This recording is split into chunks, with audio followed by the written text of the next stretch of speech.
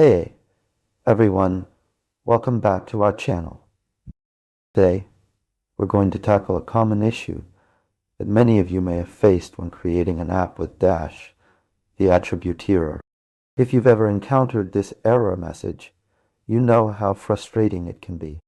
But don't worry, in this video, we'll break down what's causing the error and provide a step-by-step guide on how to resolve it. The attribute error is a common issue that arises when working with Dash, especially for those who are new to the framework. It's essential to understand the root cause of the problem and how to fix it to ensure your app runs smoothly. In this video, we'll cover what the attribute error is, why it occurs, and most importantly, how to resolve it. So let's dive into the world of Dash and explore what causes the attribute error. When you create an app with Dash, you're essentially building a web application using Python.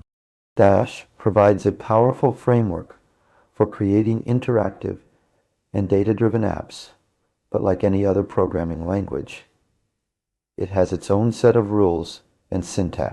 The attribute error occurs when Dash is unable to find a specific attribute or property within your code. This can happen due to various reasons such as misspelling the attribute name, using an incorrect syntax, or trying to access a property that doesn't exist. Let's consider an example to illustrate this point better. Suppose you're creating a simple app with Dash and want to display a drop-down menu. You've defined the options for the drop-down, but when you run the app, you encounter the attribute error. In this case, the error message might look something like attribute error, none type object has no attribute option. To resolve this issue, you need to identify where the error is occurring and what's causing it.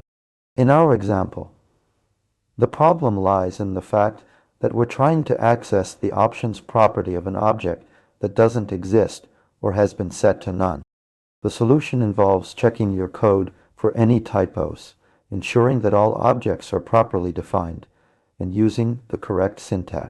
Additionally, you can try printing out the object that's causing the error to see its current state and attributes. Breaking down complex concepts into simpler parts is crucial when working with Dash.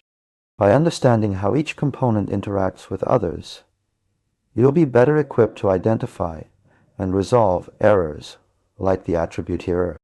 To summarize, here are from our discussion. The attribute error occurs when Dash is unable to find a specific attribute or property within your code.